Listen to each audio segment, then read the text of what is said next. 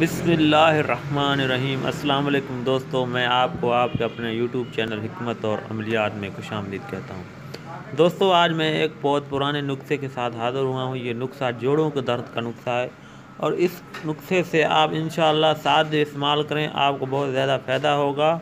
और लिहाजा मेरी आपसे गुजारिश है मेरी दोस्तों, इस मेरे चैनल को सब्सक्राइब करें और बेल के बटन को दबाएँ ताकि मेरी आने वाली वीडियो आप तक पहुँच सके। दोस्तों, आइए चलते हैं वीडियो की तरफ और आपको बताते हैं ये नुस्खा किस तरह तैयार होना और किस तरह आपने इस्तेमाल करना है।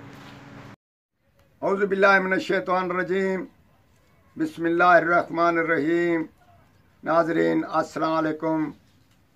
मैं सईद अहमद, हकीम सईद अहमद राठ साहब आपकी खिदमत में पेश हूँ। आज एक अजीब नुस्खा लेकर पेश हुआ हूँ आपके सामने। इंशाअल्लाह ताला ये नुस्खा बड़ों के लिए, औरतों के लिए और बुज़ुर्गों के लिए, नौजवानों के लिए यकसा मुफीद है और थोड़ी सी मेहनत, बहुत बड़ा फ़ायदा इसमें अल्लाह ताला ने शफा बख्शी हुई है।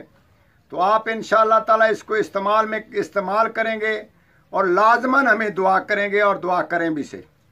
तो इसी तरीके से हम नुस्खा यूँ बताते हैं कि किसी को जोड़ों में दर्द है, जिस्म में दर्द है, कूलों के नीचे पट्ठों में दर्द है या इंसान के दिमाग में दर्द है, तो यूँ समझ लें कि किसी किस्म का अगर आप में दर्द मौजूद है। बुज़ुर्गों को जोड़ों में दर्द होता है, उठने बैठने में वो तमाम परेशान होते हैं। यानी कि बाज़ औक़ात तो गंठिया का दर्द होता है, इंसान का हर जोड़ में दर्द होते हैं। तो हम आपको उसका अजीब नुस्खा बताते हैं। ये हिकमत यूनान से मिला हमें नुस्खा, तकरीबन कई हज़ार साल पहले किताबों में दस्तयाब हुआ। हमने उसको अपने दोस्तों में, अपने आदमियों में हमने ये इस्तेमाल कराया, तो ये 100% बहुत ही इसका रिज़ल्ट अच्छा निकला।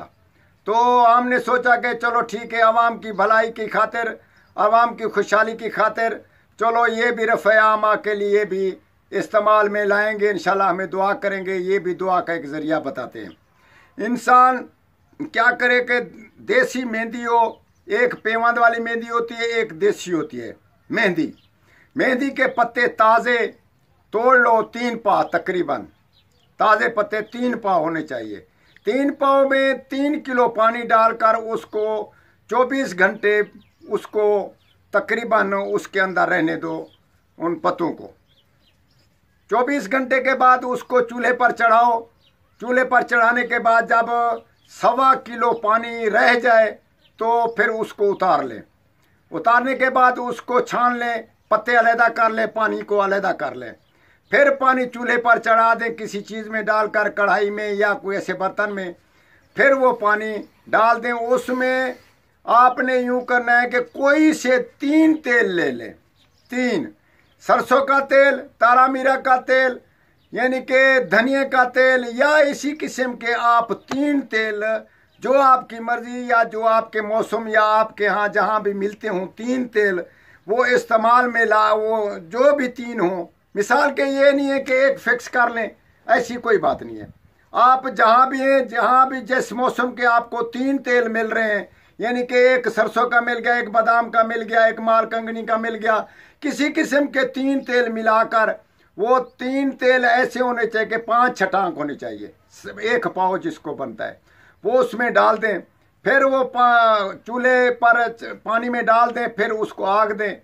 आग देने के बाद आग ऐसे देते रहें। जब वो पानी ख़त्म हो जाए तो आपको मालूम हो जाएगा कि बाकी तेल रह गया, बाकी सवाई तेल रह गया, तो उसको उतार लें।